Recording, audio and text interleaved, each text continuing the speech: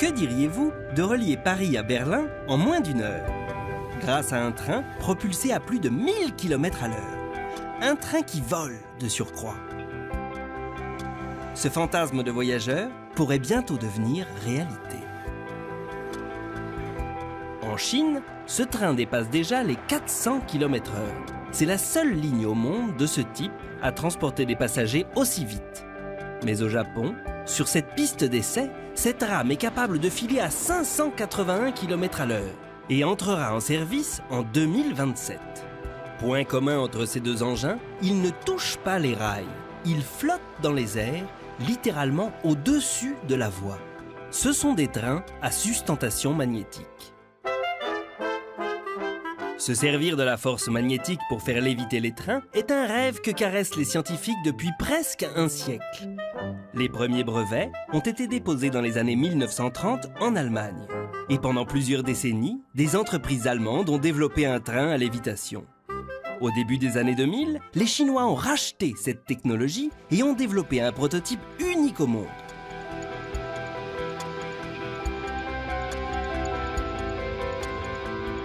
Étape par étape, nous allons comprendre comment fonctionne cette technologie qui pourrait transformer notre façon de voyager.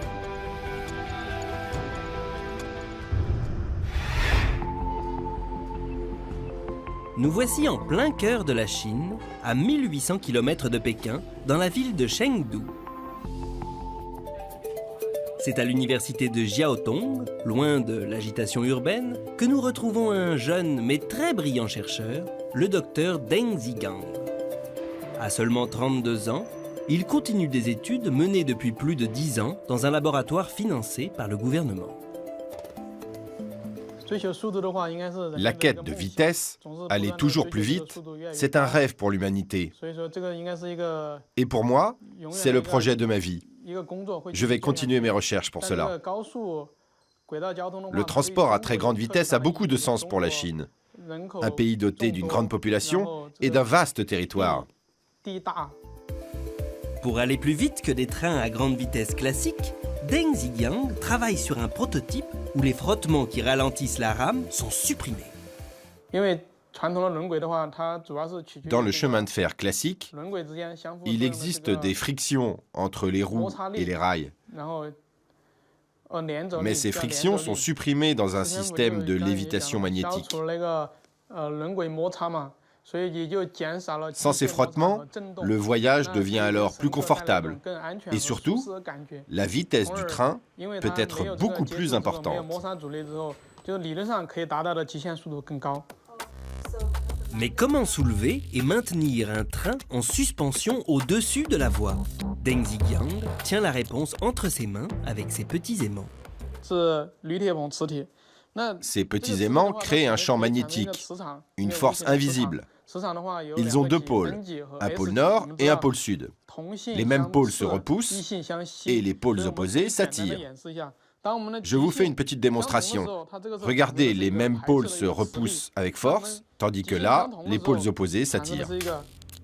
C'est bien grâce à la force du magnétisme qu'on peut faire léviter un train. Mais ce ne sont pas ces petits aimants qui vont accomplir une telle prouesse.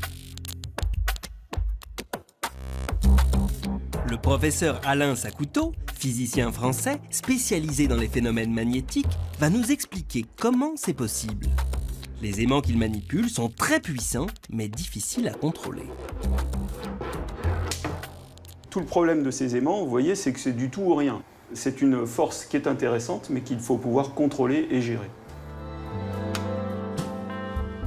Pour créer un champ magnétique très puissant, que l'on peut aussi maîtriser, on se sert alors d'un électroaimant. Un électroaimant est un fil de métal conducteur, du cuivre par exemple, enroulé en forme de bobine et alimenté en électricité.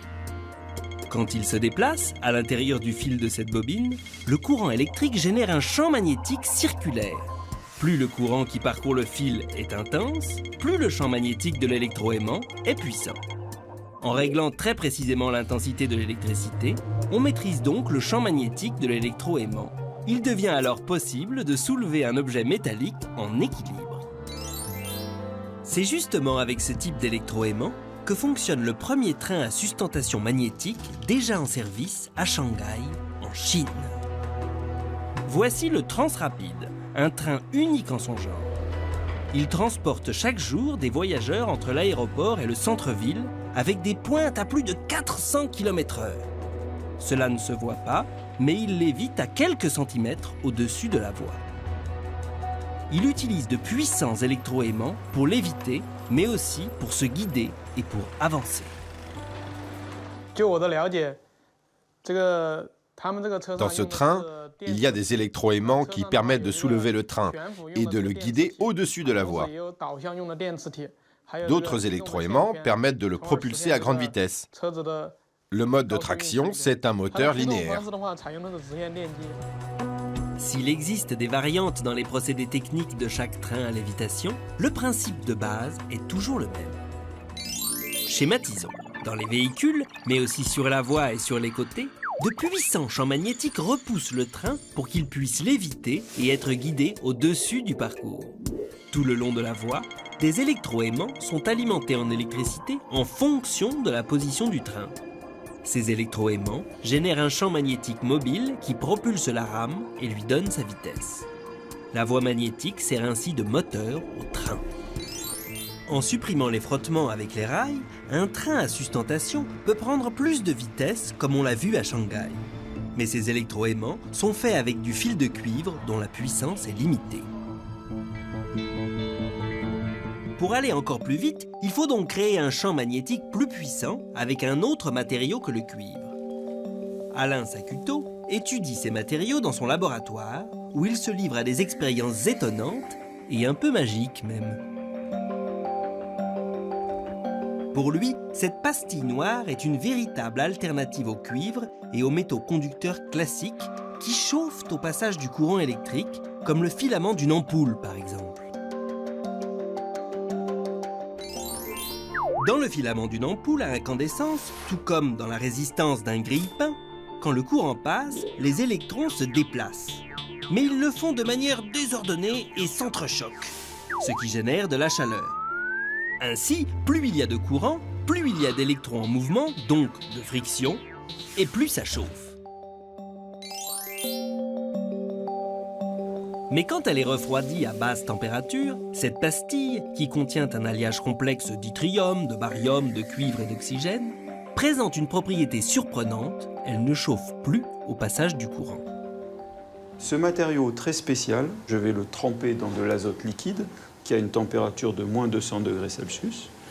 Donc je vais ici le poser dans un bain d'azote et je vais me mettre à le refroidir. Dans certains matériaux conducteurs suffisamment refroidis, les électrons ne s'entrechoquent plus. Ils forment un tout et suivent la même direction sans résistance et donc sans générer de chaleur. On dit alors que le matériau est devenu supraconducteur. En remplaçant les fils de cuivre d'un électroaimant par un matériau supraconducteur, la puissance du champ magnétique peut ainsi être plus importante. Mais ce n'est pas la seule propriété incroyable de ce matériau. Il est aussi capable de capturer le champ magnétique d'un aimant. Si on approche suffisamment l'aimant du matériau supraconducteur, il va trouver une position stable et se maintenir en lévitation au-dessus de lui. Démonstration. L'équipe d'Alain Sacuto a mis au point le premier prototype de skateboard en lévitation, le MagSurf. À l'intérieur de la planche, des pastilles supraconductrices sont refroidies et au bout de quelques minutes, comme par enchantement, le skateboard plane à 3 cm au-dessus de son rail magnétique. Yo! Je peux passer la main, hop, en dessous du surf. Vous voyez, il évite au-dessus d'un rail magnétique sans aucun frottement et il suffit d'une petite impulsion pour qu'il prenne de la vitesse et qu'il file à toute allure. Cela paraît finalement assez simple de faire léviter un véhicule. Pourtant, le procédé est bien plus complexe à mettre en œuvre avec un vrai train de plusieurs centaines de tonnes.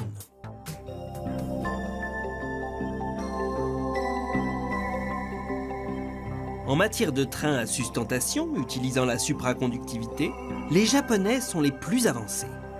Voici le train le plus rapide du monde. Son nom, le Chuo Shinkansen. Ici, c'est une véritable fierté nationale qui possède déjà son propre musée. En 2027, ce train reliera Tokyo à Nagoya en près de 45 minutes contre 1h30 aujourd'hui. Et ce, avec des pointes à 505 km/h et en lévitant à près de 10 cm au-dessus de la voie. Le professeur Pascal Tixador est un spécialiste français de la supraconductivité et de ses applications. Il s'est intéressé de près à la technologie japonaise. La supraconductivité est absolument indispensable pour que le train puisse léviter relativement haut au-dessus de la voie, comme au Japon à cause des tremblements de terre. Ça marche très bien. Les Japonais ont déjà fait plus d'1 million de kilomètres avec leur train pour être bien sûr que la sécurité des passagers soit assurée. Si l'innovation japonaise est très prometteuse, elle reste aussi relativement complexe à mettre en œuvre par rapport à un train à grande vitesse classique. Ça entraîne des contraintes importantes, notamment il faut refroidir ces aimants supraconducteurs à bord du train. Et la voie doit être le moteur linéaire, c'est-à-dire qu'on doit avoir des électroaimants sur tout le long de la voie. Construire une voie de ce type totalement magnétique coûte 10 fois plus cher au kilomètre qu'une voie de train à grande vitesse sur rail. Pour cette raison, ajoutée au fait qu'en Europe les distances entre les grandes villes sont souvent inférieures à 1000 km, la France et l'Allemagne n'ont pas de projet de train à sustentation magnétique pour le moment. Mais dans des pays comme les États-Unis et la Chine, qui ne possèdent pas de réseau de train à grande vitesse, aller plus vite est une priorité qui se dessine clairement pour les prochaines années.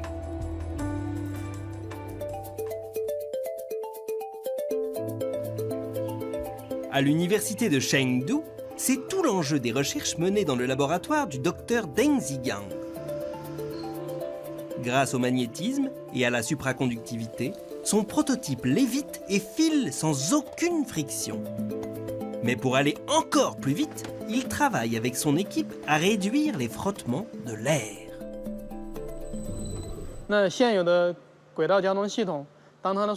Dans les transports sur rail existants, quand la vitesse au sol dépasse 400 km/h, 80% de l'énergie est utilisée pour vaincre la résistance de l'air.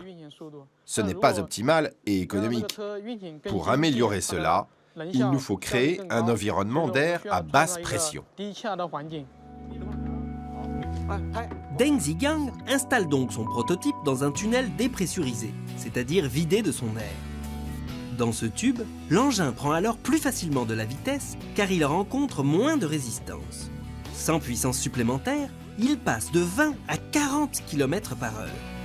Pas à pas, et en adaptant son dispositif, le scientifique pense ainsi pouvoir battre tous les records de vitesse en train. Le premier palier que nous souhaitons atteindre, c'est 600 km/h. Ensuite, pour concurrencer l'avion, nous souhaitons atteindre 800, puis 1000 km/h. Et à l'avenir, c'est très probable que l'on dépasse ces 1000 km/h. Le rêve de Deng Zigang paraît fou, mais il pense le concrétiser d'ici 30 ans. Et ce n'est pas le seul à travailler sur un tel concept innovant. Aux États-Unis, un projet similaire baptisé Hyperloop propose de relier Los Angeles à San Francisco, soit 613 km, en 30 minutes seulement. Dans certains pays, grâce à la sustentation magnétique, à la supraconductivité et à des tunnels sous vide, le train du futur va décoller et transformer notre façon de voyager. Attention au départ! Sur arte.tv/futurmag, le train de l'innovation continue de filer à grande vitesse. Découvrez plus en détail l'Hyperloop, qui permettrait de relier les plus grandes villes des États-Unis en un temps record, mais aussi le Skytran, un monorail à lévitation magnétique censé remplacer les transports en commun dans les villes du futur. Et bien d'autres inventions comme ce train de l'espace à vous faire dérailler l'imagination.